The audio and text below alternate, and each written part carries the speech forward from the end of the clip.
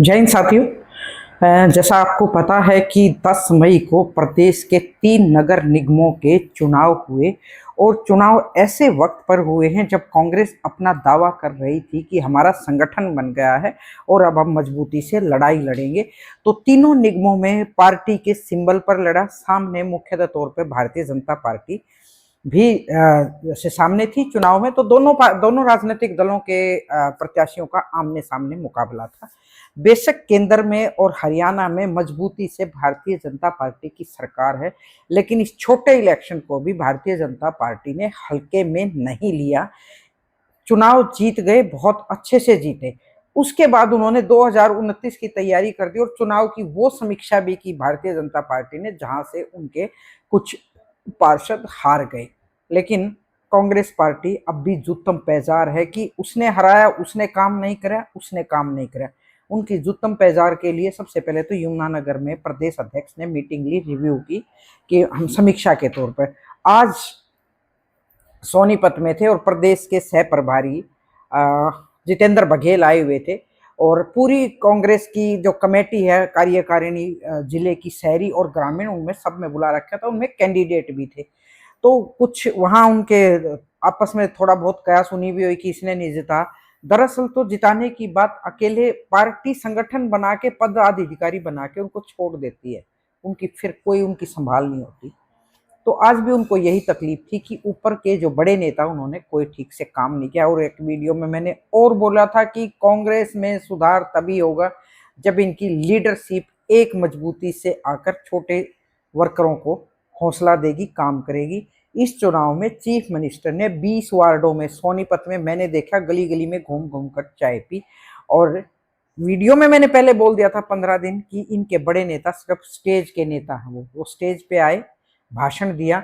मैं तो इतनी हैरान हूँ, भाषण किसको दे रहे हैं भाई आप? बड़े नेता लोग, अपने आपके वर्कर बैठे, उनको तो पता ही है आपने कि 6 यूनिवर्सिटी बना दिया, आपने कॉलेज बना दिया, आपने स्कूल बना दिया, आपने IIT बना दी। पिछले 10 साल से आप यही बात गा रहे हैं और 10 साल से पब्लिक इस बात को कम सुन रही है।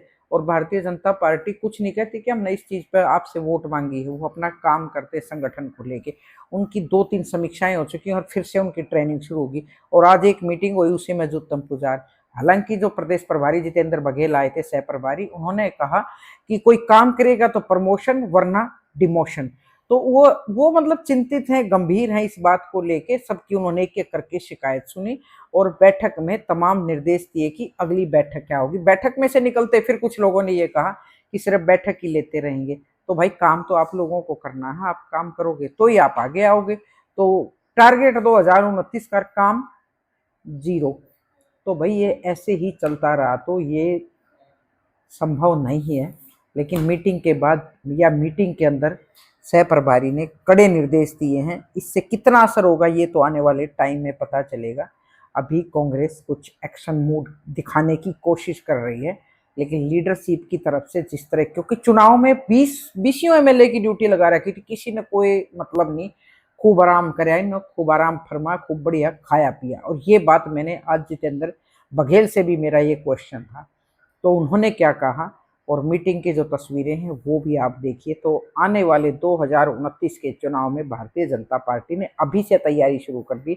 उसके मुकाबले में कांग्रेस कितनी एक्टिव हो पाएगी, इस पर भी हमारी नजर रहेगी। बहुत बहुत शुक्रिया, नमस्कार। आप बात कर रहे हैं कि हमारे नेताओं की बात, आपने खुद मिलकर इस काम पर प्रमाण है। जब राजीव जैन जी खुद कहते हैं कि आप जीत अगर आप, मैं हार भी जाऊंगा तब भी आपके काम नहीं होने दूंगा। ये कहा का नाजायज है? शासन प्रशासन ने मिलकर हरवाया।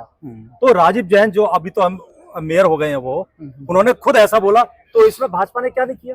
भाजपा ने कांग्रेस को हराने के लिए सारे हथकंडे अपनाए और हथकंडे अपना के वो जीत के आए। सर, हथकंडों को जब आप जानते थे तो इतने सजग क्यों नहीं? उनका चीफ मिनिस्टर, उनका अध्यक्ष गली गली की खाक छान रहा है और यहाँ सारे लोग फोटो सेशन में बिजी हैं। तो ऐसे कैसे काम चलेगा? हमारे नीचे के कार्यकर्ताओं ने बहुत अच्छा काम किया।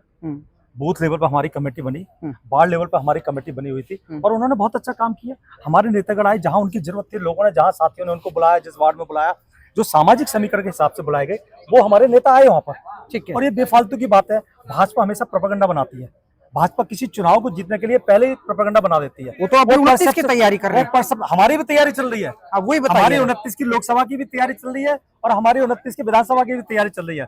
नहीं चल रही होती तो हमारी ये समीक्षा बैठक नहीं होती। तो इसको और जैसे मैं प्रत्येक वार्ड को प्रत्येक विधानसभा के हिसाब से देख रहा हूँ।